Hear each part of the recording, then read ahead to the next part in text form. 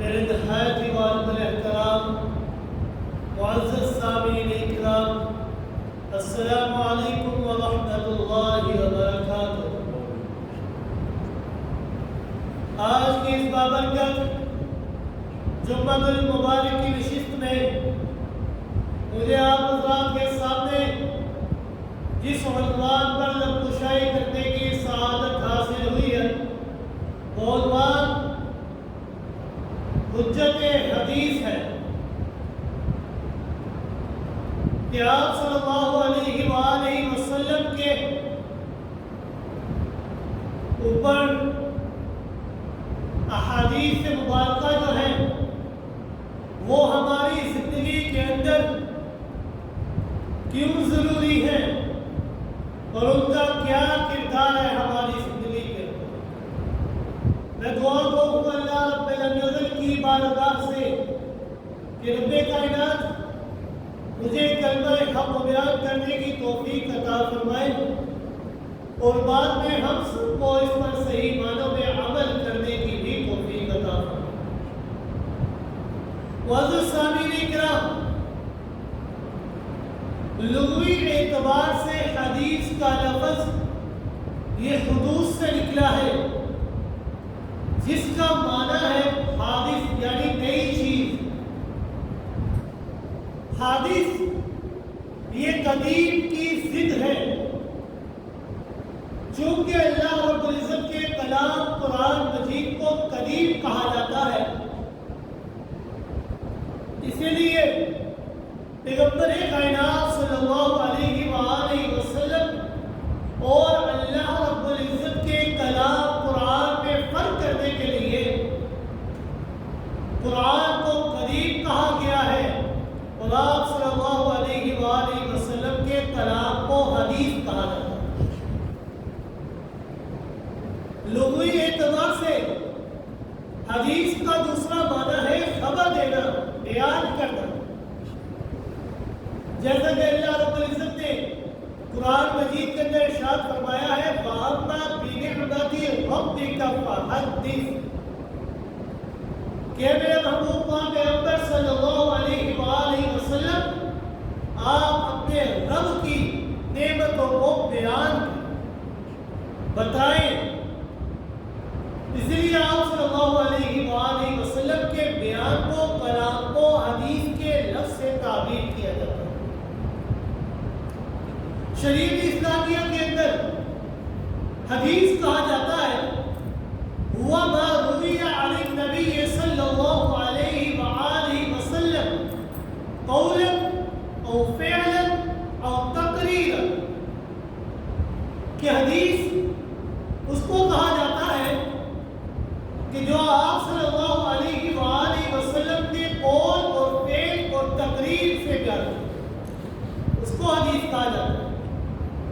قول سے مراد کہ جو آپ صلی اللہ علیہ وآلہ وسلم نے اپنی لسان مقدس سے الفاظات ارشاد کرے۔ فعل سے مراد کہ جو آپ صلی اللہ علیہ وآلہ وسلم نے خود کام کر کے دکھائے صحابہ، اور تقریر سے مراد وہ کام ہے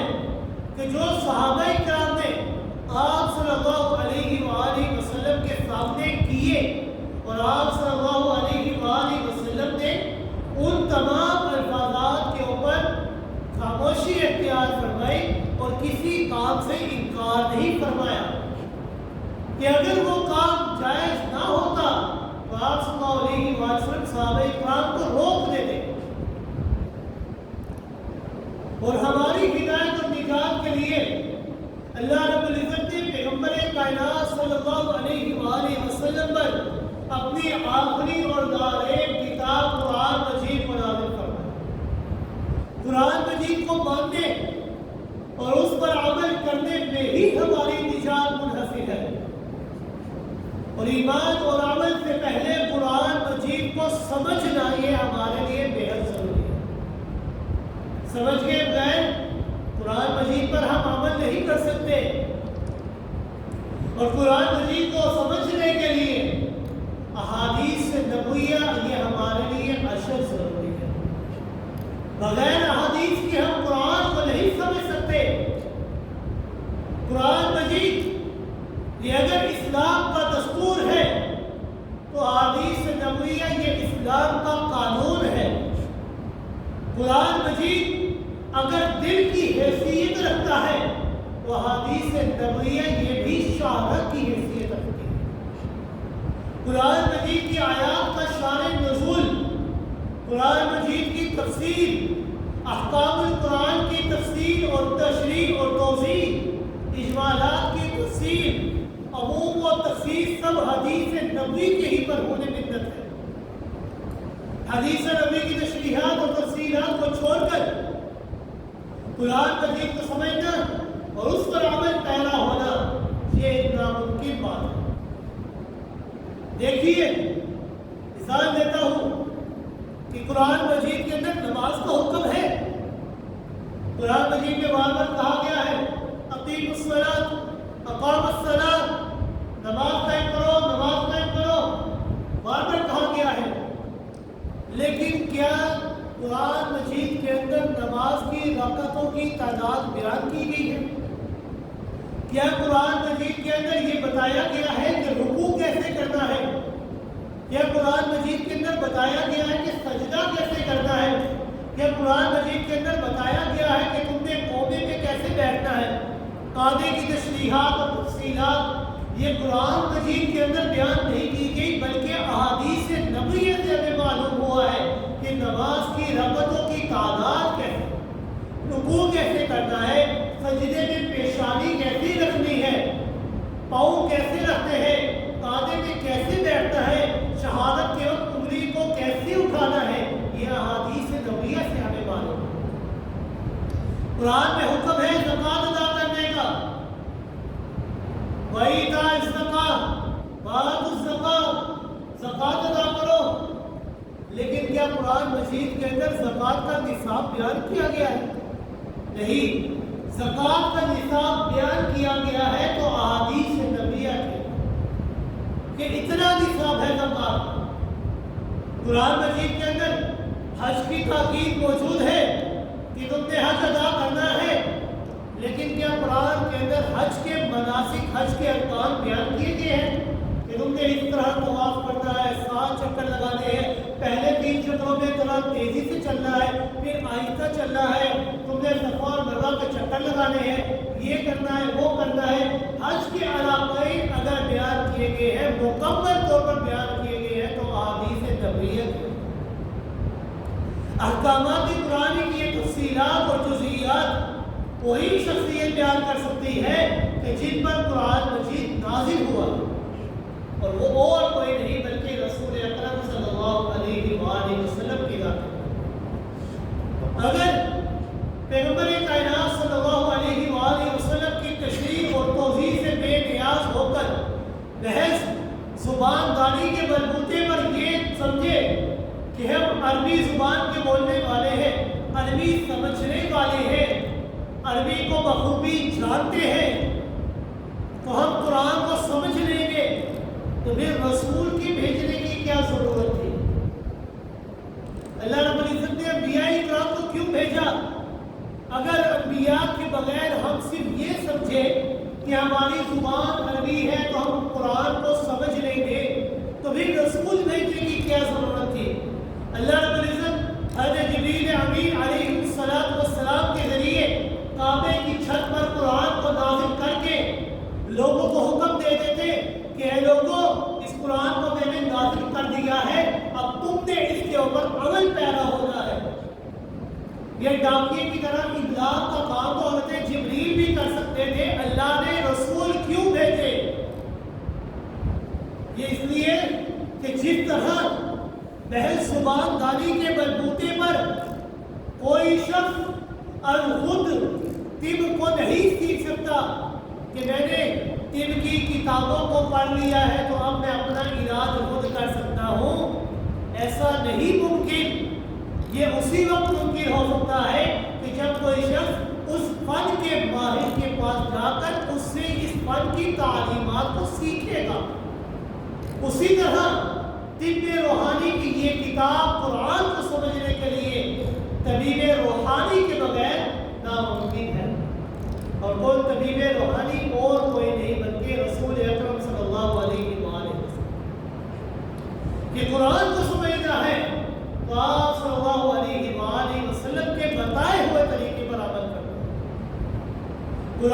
مجید کے اندر بے شمار واقعات ایسے ہیں کہ جو مجمل ہے، جو تفسیر کے ساتھ بیان نہیں کی گئے. جب تک ہم احادیث نبویہ کی مدد نہیں لیں گے تب تک ہمیں ان واقعات کی مکمل تفسیر نہیں حاصل ہوگی. اللہ رب العزت نے قرآن مجید کے اندر ارشاد فرمایا فَلَمَّا قَضَىٰ زَيْدٌ مِّنْهَا وَطَرًا زَوَّجْنَاكَهَا، کہ جب زید نے اس عورت سے اپنی ضرورت کو پورا کر لیا تو ہم نے اس عورت کو آپ کے نکاح میں کر دیا. اب حدیث کی مدد لیے بغیر کوئی شخص یہ سمجھے کہ میں بڑے سے بڑا عربی ہوں، اس آیت کی تفسیر میں خود کر لوں گا، اس واقعے کو میں خود سمجھ لوں گا، اس کے مفہوم کی تعلیم میں خود کر سکتا ہوں، تو یہ بہت بڑی بے وقوفی ہے. ایسا کبھی نہیں ہو سکتا. اسے قرآن فہمی کے لیے لازمی طور پر حدیث کی طرف رخ کرنا ہوگا. اسی طرح قرآن مجید کے اندر حکم ہے، واقعہ بیان کیا گیا عبس وتولی ان جاءہ الاعمی وما یدریک لعلہ یزکا، کہ آپ صلی اللہ علیہ وسلم کے بعد ایک نابینا صحابی آئے، آپ نے ان سے منہ پھیرا اور تیوری چلائی. اب کوئی شخص یہ سمجھے کہ ہم احادیث نبویہ کے بغیر اس واقعے کی تفسیر کو سمجھ لیں تو ایسا ہو نہیں سکتا. اس واقعے کی تفسیر سمجھنے کے لیے احادیث کا رخ کرنا ہوگا کہ وہ صحابی کون تھے، وہ نبینا صحابی کون تھے جو آپ کی طرف آئے، کیوں آئے، کس لیے آئے، اور آپ نے اس سے رخ کیوں پھیرا، وجہ کیا تھی. احادیث نبویہ کے بغیر محض زبان داری کے بلبوتے پر کوئی شخص اس واقعے کی تفسیر کو نہیں سمجھتا. اسی طرح قرآن مجید کے اندر حکم ہے وَعَلَى الثَّلَاثَةِ الَّذِينَ خُلِّفُوا حَتَّى إِذَا ضَاقَتْ عَلَيْهِمُ الْأَرْضُ بِمَا رَحُبَتْ، کہ ان تینوں پر بھی اللہ رب العزت نے مہربانی فرمائی کہ جن کا معاملہ ملتوی کیا گیا تھا اور زمین باوجود کشادہ ہونے کی ان کے اوپر تنگ ہو گئی. اب احادیث نبویہ کی مدد لیے بغیر ہم یہ نہیں بیان کر سکتے کہ وہ تین شخص کون تھے. ہم یہ نہیں بیان کر سکتے کہ ان کا قصور کیا تھا، ان کا معاملہ ملتوی کیوں کیا گیا تھا. اور زمین تو بہت کشادہ ہے، بڑی دور تک پھیلی ہوئی ہے، کشادہ ہونے کے باوجود ان کے اوپر تنگ کیسے ہو گئی، پھر وہی تنگ زمین ان کے اوپر کشادہ کیسے ہو گئی.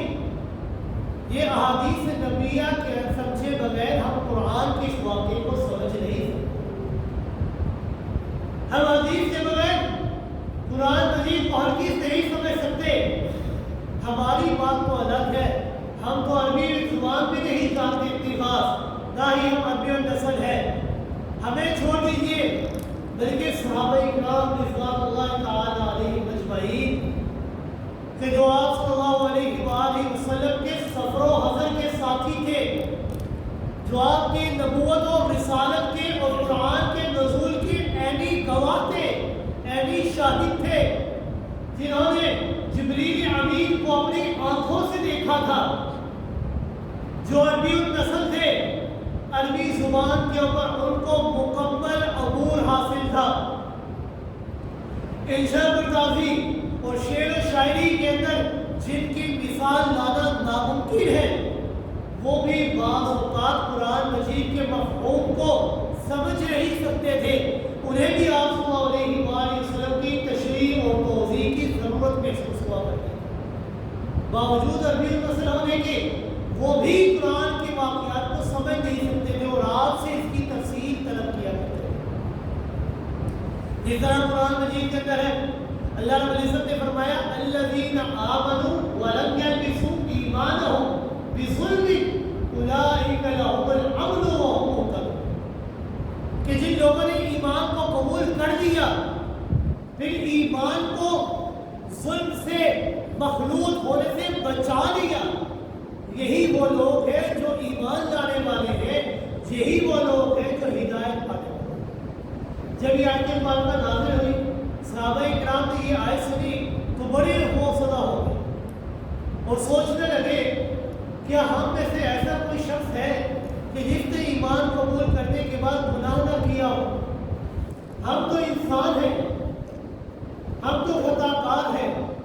جیسا کہ رسول اکرم صلی اللہ علیہ وآلہ وسلم کا فرمان کل بنی آدم خطاء وخیر الخطائین التواب، ہر بنی آدم خطا کار ہے لیکن بہترین خطا کار وہ ہے جو بار بار اپنے رب کے سامنے اپنے جبین کو جھکا لے اور اپنے آپ کو اللہ کے سامنے عاجزی کے ساتھ پیش کرے اور اللہ سے توبہ کرے، کریا گزاری کرے، اے اللہ مجھ سے گناہ ہو گیا ہے، مجھے معاف کر، میں بندہ تو تیرا ہی ہوں، رحمان تو تو ہی ہے، اے اللہ ہم سے غلطی ہو گئی، ہمیں معاف کر۔ صحابہ اکرام بڑے پریشان، کیا کوئی شخص ایسا ہے کہ ایمان قبول کرنے کے بعد اس سے غلطی نہ ہوئی ہو؟ صحابہ اکرام رسول اکرم صلی اللہ علیہ وآلہ وسلم کے پاس آئے، عرض کرنے لگے یا رسول اللہ صلی اللہ علیہ وآلہ وسلم اینا لم یظلم نفسہ، کہ اللہ کے رسول صلی اللہ علیہ وآلہ وسلم کیا ہم میں سے کوئی ایک ایسا شخص ہے کہ جس نے اپنے اوپر ظلم نہ کیا گیا ہو، جس نے اپنے اوپر ظلم نہ کیا ہو؟ پیغمبر کائنات صلی اللہ علیہ وآلہ وسلم نے ان کو تسلی دیتے ہوئے فرمایا کہ اے صحابہ اکرام، یہ جو اس آیت مبارکہ کے اندر ظلم کا لفظ بولا گیا ہے، اس ظلم کے لفظ سے وہ ظلم مراد نہیں جو تم سوچ رہے ہو، بلکہ اس ظلم سے مراد وہ ظلم ہے کہ جو حضرت لقمان علیہ السلام نے اپنے بیٹے کو نصیحت کرتے ہوئے فرمایا تھا، کیا تم نے سنا نہیں ہے الم تسمعوا ماذا قال العبد الصالح یا بنی لا تشرک باللہ ان الشرک لظلم عظیم۔ حضرت لقمان نے اپنے بیٹے کو نصیحت کی ہے، میرے بیٹے اللہ کے ساتھ کبھی بھی کسی کو شریک نہ ٹھہرانا، کیونکہ شرک، شراکت داری یہ ظلم نہیں بلکہ ظلم عظیم ہے۔ اس آیت مبارکہ کے اندر اللہ رب العزت نے ایمان کا لفظ ذکر کیا اور اس کے مقابلے میں جو ظلم کا لفظ ذکر کیا ہے، اس ظلم سے مراد یہ کوئی کوتاہی اور غلطی نہیں کہ مجھ سے غلطی ہو گئی، مجھ سے یہ فلاں خطا ہو گئی، بلکہ اس ظلم سے مراد وہ ظلم ہے جو ایمان کے مقابل میں آتا ہے، یعنی شرک۔ وہ ظلم مراد نہیں جو تم لے رہے۔ اگر اس آیت کے اندر میں ہم غور کریں تو صحابہ اکرام باوجود عربی زبان ہونے کے، باوجود عربی کو سمجھنے کے، وہ بھی اس آیت مبارکہ کی تفسیر کو سمجھ نہ سکے تھے، بلکہ آپ صلی اللہ علیہ وسلم کی تفسیر کی ضرورت انہیں محسوس ہے۔ اسی طرح رمضان المبارک کے روزوں کے متعلق قرآن مجید کے اندر اللہ رب العزت نے فرمایا وَقُلُوا وَاشْرَبُوا حَتَّى يَتَبَيَّنَ لَكُمُ الْخَيْطُ الْأَبْيَضُ مِنَ الْخَيْطِ الْأَسْوَدِ مِنَ الْفَجْرِ، تم کھاتے رہو، پیتے رہو، یہاں تک کہ صبح کی سفید دھاری سیاہ دھاری سے جدا ہونے لگے، تمہیں نظر آنے لگے کہ سفید دھاری سیاہ دھاری سے الگ ہونے لگے۔ ابھی سے آیت مبارکہ کے نزول کے بعد حضرت عدی بن حاتم جو رسول اکرم صلی اللہ علیہ وآلہ وسلم کے صحابی ہیں، جب انہوں نے یہ آیت مبارکہ سنی تو رات کے وقت دو دھاگے اٹھنے لگے، ایک سفید دھاگا اور ایک سیاہ دھاگا، اور اسے اپنے سرہانے کے نیچے رکھ دیا اور کافی دیر تک اس کو دیکھتے رہے کہ کب سفید دھاگا سیاہ دھاگے سے جدا ہوتا ہے، اور تب تک کھاتے پیتے رہے۔ پھر جب صبح ہوئی رسول اللہ صلی اللہ علیہ وآلہ وسلم کے پاس آئے، عرض کرنے لگے یا رسول اللہ صلی اللہ علیہ وآلہ وسلم، آپ نے تو بیان کیا تھا کہ جب سفید دھاگا سیاہ دھاگے سے جدا ہو جائے تب تک تم نے کھاتے رہنا، جب جدا ہو جائے پھر تم نے رک جانا ہے۔ میں نے تو سفید دھاگے اور سیاہ دھاگے کو تکیے کے نیچے رکھ دیا ہے اور ساری رات دیکھتا رہا، کھاتا رہا، نہ تو سفید دھاگا سیاہ سے جدا ہوا، نہ سیاہ دھاگا سفید سے جدا ہوا، اب ہم کیا کریں؟ رسول اللہ صلی اللہ علیہ وآلہ وسلم مسکرائے اور ان سے تھوڑا سا مزاح کیا، اور آپ صلی اللہ علیہ وآلہ وسلم نے فرمایا اے عدی بن حاتم ان وسادتک اذا لعریض، تیرا تکیہ تو بڑا ہی لمبا چوڑا ہے کہ تو نے اپنے تکیے کے نیچے رات اور دن کو چھپا لیا ہے، تیرا تو تکیہ بڑا ہی لمبا چوڑا ہے۔ اور فرمانے لگے اے عدی انما ذالک ببیاض النہار من سواد اللیل، سفید دھاری اور سیاہ دھاری سے مراد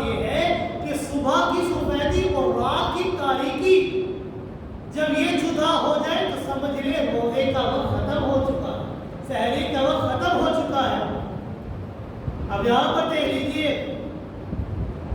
کہ صحابی عربی النسل ہے، عربی زبان کو بخوبی جانتے ہیں،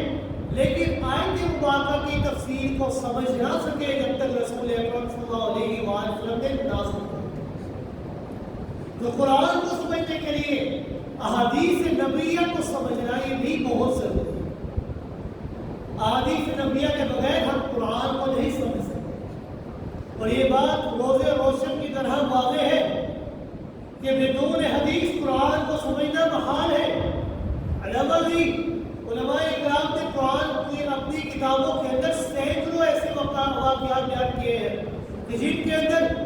بغیر احادیث کے قرآن کو سمجھنا بہت مشکل ہے۔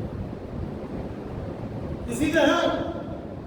رسول اکرم صلی اللہ علیہ وآلہ وسلم کی حیثیت یہ ایک مبلغ کی نہیں ہے کہ آپ کا کام صرف پہنچا دینا ہے۔ آپ کی حیثیت محض مبلغ کی نہیں ہے،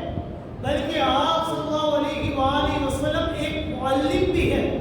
آپ صلی اللہ علیہ وآلہ وسلم مزکی نفوس بھی ہے، انسانوں کے نفسوں کو تزکیہ کرنے والے، ان کو پاک صاف کرنے والے ہیں، اور آپ صلی اللہ علیہ وآلہ وسلم مطابق ہیں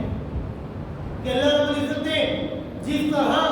اپنی اطاعت کا حکم قرآن مجید کے اندر بار بار دیا ہے، اسی طرح اللہ رب العزت نے قرآن مجید کے اندر آپ کی اطاعت کا بھی حکم دیا۔ یہ جو آیت مبارکہ جو میں نے آپ کے سامنے تلاوت کی تھی، اس آیت مبارکہ کے اندر اللہ رب العزت نے فرمایا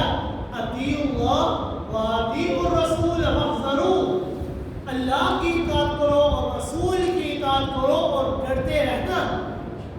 فَإِن تَوَلَّيْتُمْ فَاعْلَمُوا أَنَّمَا عَلَىٰ رَسُولِكَ الْبَلَاغُ، اگر تم نے اللہ اور اس کے رسول کی اطاعت سے منہ گردانی کی، تم نے اپنے چہرے کو پھیر دیا، تو یہ بات جان لینا رسول کا کام ہے پہنچانا، ماننا یا نہ ماننا یہ تمہارا کام ہے، عمل کرنا یا نہ کرنا یہ تمہارا ہے، ان کے ذمے تو صرف اللہ کے پیغام کو تمہارے تک پہنچانا، تمہیں کھول کھول کر بیان کر دینا ہے، اور اس پر عمل کرنا نہ کرنا اس کی جواب دہی کی ذمہ داری تمہارے ہی اوپر ہے۔ اور آپ صلی اللہ علیہ وآلہ وسلم کی امت کے دو طبقے تھے، ایک امت کا نام امت دعوت اور ایک کا نام امت اجابت۔ امت دعوت سے مراد وہ طبقہ ہے کہ جنہوں نے رسول اکرم صلی اللہ علیہ وآلہ وسلم کی فرامین اور ان کی اطاعت سے انکار کر لیا اور ایمان نہ لے کر۔ امت اجابت سے مراد وہ لوگ جو آپ صلی اللہ علیہ وآلہ وسلم کی نبوت اور رسالت کو تسلیم کر لیے گئے اور آپ کی اطاعت کر لی۔ امت دعوت کے لیے تو آپ صلی اللہ علیہ وآلہ وسلم سے مبلغ کی شان رکھتے ہیں، اور امت اجابت کے لیے آپ صلی اللہ علیہ وآلہ وسلم مبلغ ہونے کے ساتھ ساتھ معلم کتاب ہے، معلم حکمت ہے، اور تزکیہ نفوس کرنے والے ہیں، معلم اخلاق فاضلہ اور اخلاق حسنہ ہے، اور اسوہ حسنہ بھی آپ صلی اللہ علیہ وآلہ وسلم۔ اور آپ صلی اللہ علیہ وآلہ وسلم کا مطاع ہونا قرآن مجید کے اندر بار بار اللہ رب العزت نے بیان کیا ہے۔ کہیں اللہ رب العزت نے اطیعوا اللہ واطیعوا الرسول کا ارشاد فرمایا، کہیں اللہ رب العزت نے فرمایا وَإِن تُطِیعُوهُ تَهْتَدُوا، اگر تم نے ان کی اطاعت کی تو تم ہدایت پانے والے ہوگے، وگرنہ تم ہدایت نہیں پا سکو گے۔ اور ایک مقام پر تو اللہ رب العزت نے انتہا کر دی، اللہ رب العزت نے فرمایا نہیں یطیع الرسول فقط اطاع اللہ، اگر تم نے رسول کی اطاعت کی تو سمجھ لینا تم نے اللہ کی اطاعت کی، اگر تم نے رسول کی اطاعت سے انکار کر دیا گویا تم نے اللہ کی اطاعت سے انکار کر دیا، گویا کہ اللہ کی اطاعت کے لیے شرط ہے، لازم ہے رسول کی اطاعت کرنا، اگر رسول کی اطاعت نہیں کی تو اللہ کی اطاعت میں نہیں۔ اور جب اللہ رب العزت نے پیغمبر کائنات صلی اللہ علیہ وآلہ وسلم کو لوگوں کا مقتدی اور امام مقرر قرار دیا اور ہدایت اور نجات کو آپ صلی اللہ علیہ وآلہ وسلم کی اطاعت میں بند کر دیا، تو پھر اللہ رب العزت نے آپ صلی اللہ علیہ وآلہ وسلم کو اور آپ کی حفاظت کا ذمہ بھی اللہ نے خود لے لیا۔ آپ کو ہر قسم کے گناہوں سے اللہ نے خود محفوظ کرا دیا۔ ظاہر ہے کہ جب بھی کوئی حکومت اپنا کوئی سفیر مقرر کرتی ہے تو سب سے پہلے دیکھتی ہے کہ کیا ہے وہ سفیر میری اس پالیسی کو سمجھنے کی طاقت رکھتا ہے، آیا وہ سفیر میرے احکامات سے انحراف تو نہیں کرے گا، میرے احکامات سے پھرے گا تو نہیں۔ اگر تھوڑا سا بھی شائبہ باقی رہ جاتا تو وہ اس سفیر کو مقرر نہ کرتا۔ پھر انبیاء کرام تو علام الغیوب ہے، پھر انبیاء کرام کو تو علام الغیوب اللہ رب العزت نے چنا ہے کہ جو غیب کو جاننے والی ذات ہے۔ جیسا کہ اللہ رب العزت نے فرمایا اللہ یستفی من الملائکۃ رسلا ومن الناس، کہ اللہ وہ ذات ہے جس نے اپنے فرشتوں میں سے انسانوں میں سے رسولوں کو چنا۔ اگر پیغمبر کائنات صلی اللہ علیہ وآلہ وسلم کی عصمت پر حرف آ جاتا تو گویا کہ رسول اکرم صلی اللہ علیہ وآلہ وسلم کے اللہ رب العزت کے انتخاب پر فیصلہ اختلاف ہو جاتا اور اس کے علم کامل پر حرف آ جاتا۔ نبوت اور رسالت یہ کوئی ایسا معمولی کام نہیں ہے کہ کسی راہ چلتے کو پکڑ لیا اور اسے ٹھہرا دیا، منصب رسالت پر بٹھا دیا، بلکہ انبیاء کرام کی تخلیق ہی سے اللہ رب العزت نے مقدس منصب کے لیے کی۔ انبیاء کی جو اللہ نے تخلیق کی یہ رسالت اور نبوت کے عظیم منصب کے لیے ہی کی۔ اللہ رب العزت نے ان کی ولادت سے ہی ان کی حفاظت اور سیادت کا انتظام اپنے اوپر لے لیا کہ ان کو ہر قسم سے گناہوں سے پاک میں اللہ رب العزت خود رکھے۔ وہ ہر قسم کے عیب اور گناہوں سے پاک ہے۔ جس حضرت موسیٰ علیہ السلام کا پورا واقعہ ہے کہ اللہ رب العزت نے فرمایا وَاصْطَنَعْتُكَ لِنَفْسِي، اے موسیٰ میں نے تجھے خاص اپنے لیے بنایا۔ معلوم ہوا کہ اللہ رب العزت نے منصب جلیل کے لیے انبیاء کرام کی خصوصی تربیت فرمائی اور ان کی نگرانی بھی اللہ رب العزت نے خود فرمائی۔ وہ پیدائش سے قبل ہی اللہ رب العزت کے علم رسالت اور نبوت کے منصب جلیل کے لیے نامزد کیے گئے۔ قرآن مجید یہ اس بات پر شاہد ہے کہ حضرت یحییٰ علیہ السلام اور حضرت اسحاق علیہ السلام کی پیدائش سے قبل ہی اللہ رب العزت نے ان کے والدین کو خوشخبری دے دی تھی کہ میں آپ کے ان بچوں کو نبوت کے منصب پر فائز کرنے والا ہوں۔ اور یہ بات خوب سمجھ لیں کہ انبیاء کرام کی بعثت سے قبل اور بعد بھی ہر قسم کے گناہوں سے پاک اور معصوم ہوا کرتے ہیں انبیاء کرام۔ اسی لیے پیغمبر کائنات صلی اللہ علیہ وآلہ وسلم نے اعلان نبوت جب کیا، صفا کی پہاڑی پر کھڑے ہوئے لوگوں کو اپنی طرف متوجہ کیا، یا اہل مکہ، اے اہل مکہ، بطور تحدید ان سے ارشاد فرمایا هل وجدتمونی صادقا او کاذبا لبثت فیکم عمرا، کہ اے اہل مکہ میں نے اپنی زندگی کا ایک طویل عرصہ تمہارے درمیان گزارا ہے۔ نبوت تو آپ کو 40 سال کی عمر میں ملی تھی، اس سے پہلے 40 سال کا عرصہ میں نے تمہارے درمیان گزارا ہے۔ هل وجدتمونی صادقا او کاذبا، بھلا مجھے بتاؤ کیا تم نے مجھے سچا پایا ہے یا جھوٹا پایا؟ تم نے بار بار میرا امتحان لیا، بھلا بتاؤ کیا ہر امتحان کے اندر تم نے مجھے سچا پایا ہے یا جھوٹا پایا؟ تو تمام کے تمام لوگوں نے، ابھی آپ کو نبوت نہیں ملی تھی، آپ نے نبوت کا اعلان نہیں کیا تھا، تمام لوگوں نے نبوت کا اعلان سننے سے پہلے ہی اعلان کر دیا تھا کہ اللہ کے رسول صلی اللہ علیہ وآلہ وسلم جررتمونی، ہم نے بار بار آپ کا امتحان لیا، ایک بار نہیں، 2 بار نہیں، 10 بار نہیں، سینکڑوں ہزاروں مرتبہ ہم نے آپ کا امتحان لیا، لیکن ہر بار ہم نے آپ کو سچا ہی پایا۔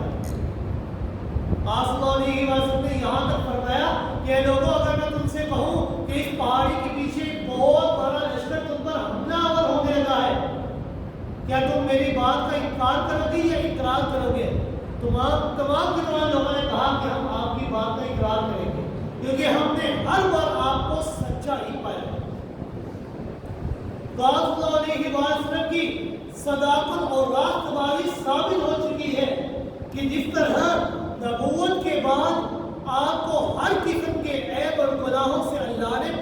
دیا ہے، اسی طرح نبوت سے قبل بھی اللہ رب العزت نے آپ کو ہر قسم اور گناہ سے پاک رکھے۔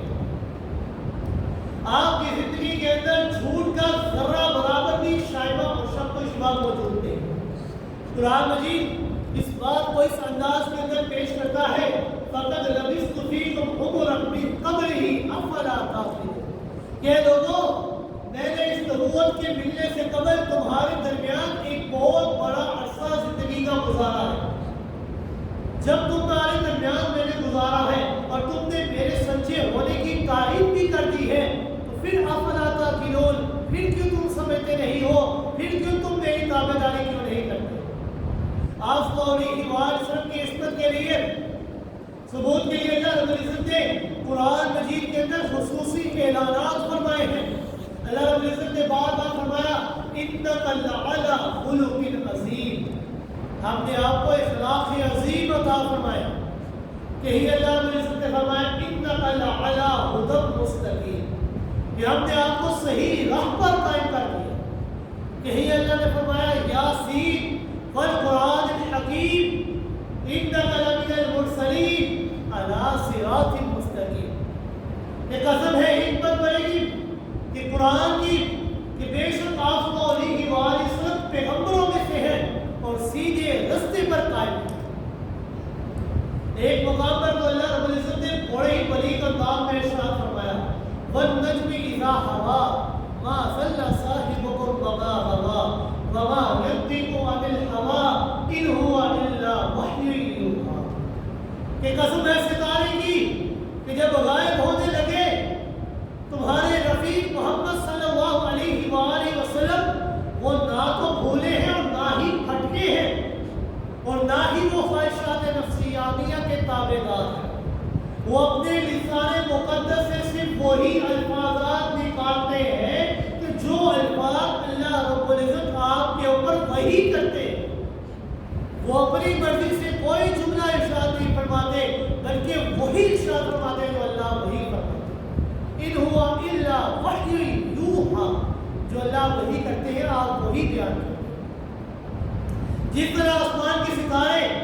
طلوع سے لے کر غروب تک ایک مقرر رفتار سے ایک متعین راستے پر چلتے ہیں، ادھر ادھر ہٹتے نہیں ہیں، اسی طرح نبوت کا یہ آفتاب جو رسول اکرم صلی اللہ علیہ وآلہ وسلم کی ذاتی گرامی ہے، یہ بھی مقررہ راستے پر چل رہی ہے اور چلتی جا رہی ہے۔ جس طرح ان ظاہری ستاروں کے نظام کے اندر تسلسل نہیں ہے، اونچ نیچ نہیں ہے، اختلاط نہیں ہے، اسی طرح ان باطنی ستاروں انبیاء کرام اور آفتاب نبوت جناب محمد رسول اللہ صلی اللہ علیہ وسلم کی رفتار کے اندر، کردار کے اندر، گفتار کے اندر کسی قسم کا کوئی اختلاف نہیں، کوئی شک و شبہ کی گنجائش نہیں۔ سامعین، پیغمبر کائنات صلی اللہ علیہ وسلم معصوم کیوں نہ ہو، جبکہ ہر لحظہ، ہر آن، ہر لمحہ اللہ کا فضل آپ کے شامل حال رہتا ہے۔ کفار اور منافقین ہر آن کوشش کرتے رہتے کہ آپ کو جادہ حق راستے سے گمراہ کرنے کے لیے مکر و فریب کرتے رہتے، گمراہ کرنے کی کوششیں کرتے رہتے۔ اتنی زبردست قسم کا مکر کیا کرتے تھے کہ اللہ رب العزت نے فرمایا وَإِنْ كَانَ مَكْرُهُمْ لِتَزُولَ مِنْهُ الْجِبَالُ، اگر ان کا مکر کامیاب ہو جاتا تو ان کا مکر تو اتنا زور آور، اتنا مضبوط تھا کہ پہاڑ بھی اپنی جگہ چھوڑ دیتے، یعنی اتنا مضبوط مکر کیا کرتے تھے۔ لیکن اللہ رب العزت نے ان کے تمام مکروں سے، فریبوں سے آپ صلی اللہ علیہ وسلم کی حفاظت کر۔ اللہ رب العزت نے فرمایا وَلَوْلَا فَضْلُ اللَّهِ عَلَيْكُمْ وَرَحْمَتُهُ لَهَمَّتْ طَائِفَةٌ مِّنْهُمْ أَن يُضِلُّوكُمْ وَمَا يُضِلُّونَ إِلَّا أَنفُسَهُمْ وَمَا يَصِدُّونَ عَنْ شَيْءٍ۔ کہ اگر آپ صلی اللہ علیہ وسلم پر اللہ کا فضل، اللہ کی مہربانی نہ ہوتی تو ان میں سے ایک جماعت قریب تھی کہ آپ کو بہکانے کا قصد کر چکی تھی، اور یہ اپنے سوا کسی اور کو نہیں بہکا رہے، بلکہ سوچ تو یہ رہے ہیں کہ ہم آپ کو بہکانا چاہتے تھے، لیکن آپ کو بہکانے کے بجائے اپنے آپ کو ہی مکر و فریب کے اندر ڈال رہے ہیں۔ اور اس آیت کے آخر میں اللہ نے فرمایا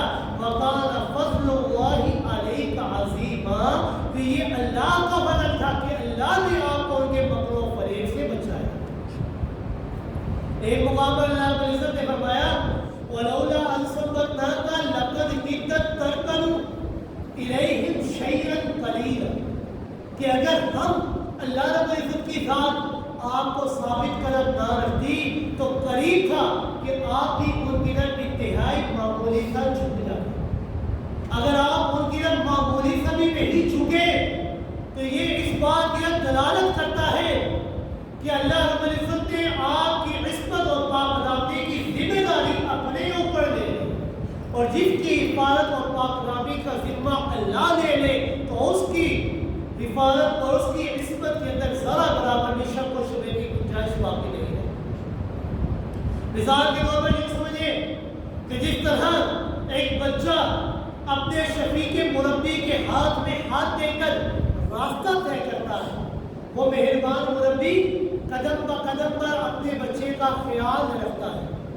جو ہی کوئی نقصان دہ چیز سامنے آ جاتی ہے تو وہ فوراً اپنے بچے کو سنبھال لیتا ہے، اسے گرنے نہیں دیتا، اسے پھسلنے نہیں دیتا، اسے ڈگمگانے نہیں دیتا، اسے ہر چیز سے بچا لیتا ہے۔ اسی طرح اللہ رب العزت کے نبی اس کے دست مبارک میں رہ کر چلا کرتے ہیں، اور وہ اسے خصوصی فضل و رحمت سے اس طرح سنبھال لیتے ہیں کہ اسے ذرا برابر بھی گرنے نہیں دیتے، پھسل نہیں دیتے، اپنے راستے سے ہٹنے نہیں دیتے۔ جب اللہ رب العزت کے نبی سیدھے راستے پر قائم ہے تو ان کی رفتار، ان کا گفتار، ان کا ہر کردار بھی ہمارے لیے حجت ہے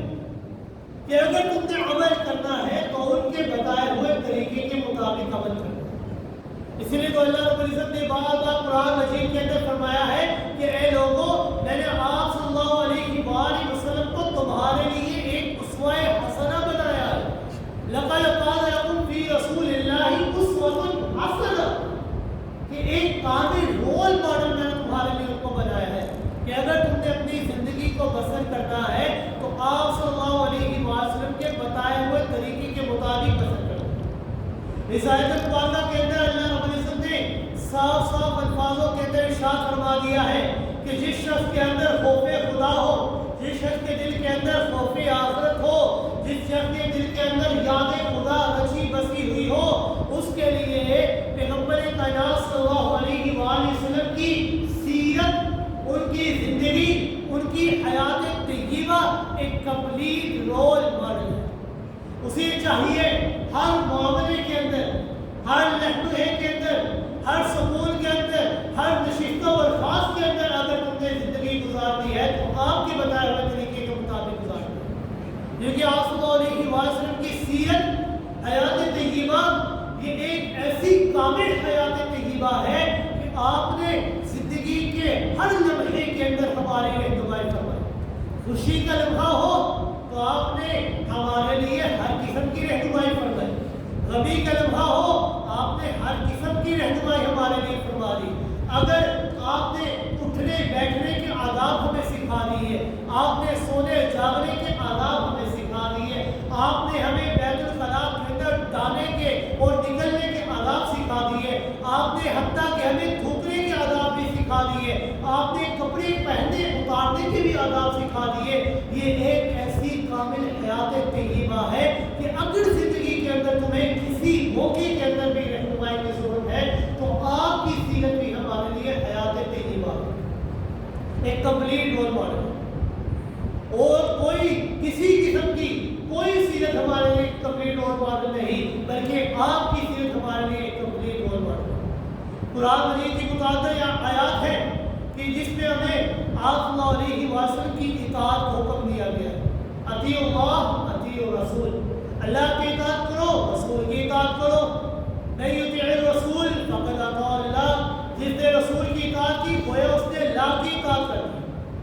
قرآن صلی اللہ علیہ وسلم کی حیات طیبہ یہ ایسی حیات طیبہ ہے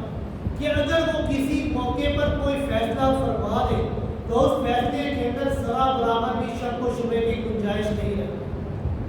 جیسا کہ اللہ رب العزت نے فرمایا فَلَا وَرَبِّكَ لَا يُؤْمِنُونَ حَتَّى يُحَكِّمُوكَ فِيمَا شَجَرَ بَيْنَهُمْ، ثم لا يجدوا في انفسهم حرجا مما قضيت ويسلموا تسلیما. اللہ رب العزت نے فرمایا قسم ہے آپ کے رب کی کہ یہ لوگ اس وقت تک کامل مومن نہیں ہو سکتے کہ جب تک اپنے تمام تنازعات کے اندر، اپنے تمام جھگڑوں کے اندر آپ کو اپنا منصف نہ بنا لے، آپ کو اپنا فیصلہ نہ بنا لے. اور جو فیصلہ آپ سنا دے تو اس فیصلے کے اندر اگر انہوں نے شک کیا، اختلاف کیا، تب بھی یہ مومن نہیں ہو سکتے. یہ مومن اسی وقت ہوں گے جب آپ کسی چیز کا فیصلہ کر دیں تو بھی شک و شبہ کی گنجائش باقی نہیں. اسی طرح اللہ رب العزت نے فرمایا فَإِن تَنَازَعْتُمْ فِي شَيْءٍ فَرُدُّوهُ إِلَى اللَّهِ وَالرَّسُولِ کہ اگر تمہیں کسی معاملے کے اندر اختلاف پیدا ہو جائے، کسی بھی معاملے کے اندر، تو تمہیں چاہیے اللہ اور اس کے رسول کی طرف لوٹ جاؤ. رد الی اللہ، اللہ کی طرف مراجعت کرنا، اور رد الی الرسول، رسول کی طرف مراجعت کرنا، یعنی احادیث نبویہ کے اندر مراجعت. کسی بھی موقع کے اندر اختلاف پیدا ہو جائے تو اس کا فیصلہ یا تو قرآن سے کرو، رد الی اللہ پر عمل کرو، یا احادیث نبویہ رد الی رسول کے اوپر عمل. ایک مقام پر تو اللہ رب العزت نے صاف اعلان فرما دیا وَمَا كَانَ لِمُؤْمِنٍ وَلَا مُؤْمِنَةٍ إِذَا قَضَى اللَّهُ وَرَسُولُهُ أَمْرًا أَن يَكُونَ لَهُمُ الْخِيَرَةُ مِنْ أَمْرِهِمْ کہ تم میں سے کوئی شخص اس وقت تک کامل مومن نہیں ہو سکتا کہ جب تک وہ آپ صلی اللہ علیہ وسلم کے بتائے ہوئے احکامات کے اوپر عمل نہ کرے گا اور ان کو اپنے اس معاملے کے اندر اختیار مان لے. یعنی کوئی بھی فیصلہ آ گیا، کوئی بھی تنازع آ گیا، آپ سے فیصلہ کر لیا، اور اگر آپ کے اختلاف فیصلے کے اوپر اختلاف کیا تو مومن نہیں ہو سکتے. جس طرح اللہ رب العزت نے آپ صلی اللہ علیہ وسلم کی اطاعت کا ہمیں حکم دیا، اسی طرح مخالفت رسول سے بھی ہمیں منع کیا ہے کہ تم نے رسول اکرم صلی اللہ علیہ وسلم کی مخالفت نہیں کرنی. اللہ رب العزت نے فرمایا وَمَن يَعْصِ اللَّهَ وَرَسُولَهُ فَقَدْ ضَلَّ ضَلَالًا مُبِينًا کہ جو کوئی بھی اللہ اور اس کے رسول کی مخالفت کرے گا وہ صریح گمراہی میں جا پڑے گا، اس کا ایمان سے کوئی تعلق نہیں ہوگا. ایک مقام پر تو اللہ رب العزت نے فرمایا وَمَن يُشَاقِقِ اللَّهَ وَمَن يُشَاقِقِ الرَّسُولَ مِن بَعْدِ مَا تَبَيَّنَ لَهُ الْهُدَىٰ وَيَتَّبِعْ غَيْرَ سَبِيلِ الْمُؤْمِنِينَ نُوَلِّهِ مَا تَوَلَّىٰ وَنُصْلِهِ جَهَنَّمَ وَسَاءَتْ مَصِيرًا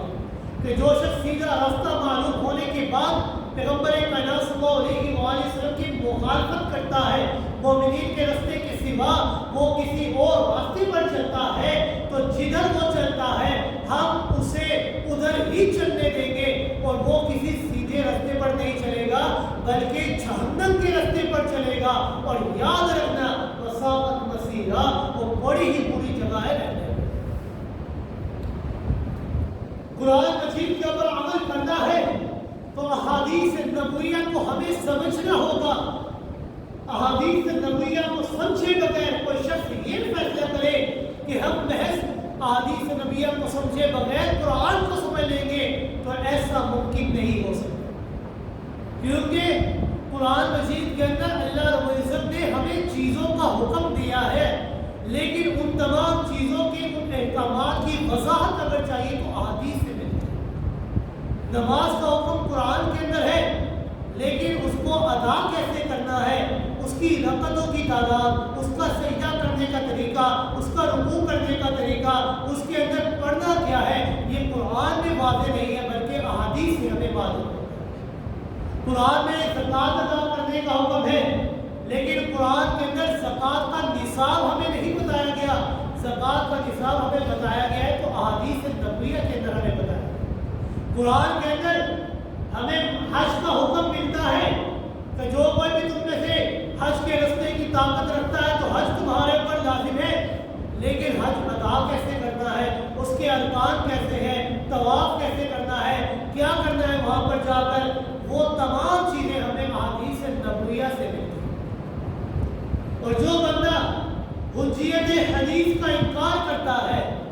تو وہ کم سے کم قرآن مجید کو جو اللہ کا کلام مانتا ہے. تو ان سے صرف اتنا سا سوال کر لیجئے کہ آیا تمہیں یہ بات کیسے معلوم ہوئی کہ یہ قرآن اللہ کا کلام ہے؟ یہ تمہیں کس نے بتایا کہ قرآن اللہ کا کلام ہے؟ ظاہر بات ہے پیغمبر کائنات صلی اللہ علیہ وآلہ وسلم نے ہی تو تمہیں بتایا ہے کہ یہ اللہ کا کلام ہے، یہ اللہ کی طرف سے نازل شدہ کتاب ہے۔ اگر پیغمبر کائنات صلی اللہ علیہ وآلہ وسلم کی لسان مقدس کے اوپر تمہیں اعتماد نہیں ہوگا تو قرآن کی قرآنیت کے اوپر بھی مشکوک ہو جاتی ہے، قرآن کی قرآنیت مشکوک ہو جایا کرتی ہے۔ قرآن کا کتاب اللہ ہونا، قرآن کا کلام اللہ ہونا، قرآن کا صفت اللہ ہونا، یہ آپ کے فرامین سے ہی ثابت ہے، حدیث سے ہی ثابت ہے۔ اگر حدیث شریف کو حجت اور دلیل نہ مانا جائے گا تو آپ صلی اللہ علیہ وآلہ وسلم کی زبان مبارکہ پر اعتماد نہ کیا جائے گا تو پھر پورے کا پورا دین ہی خطرے میں آ جائے گا۔ اگر قرآن کی حقانیت ثابت ہے تو احادیث نبویہ سے ہی ثابت ہے۔ اگر تم نے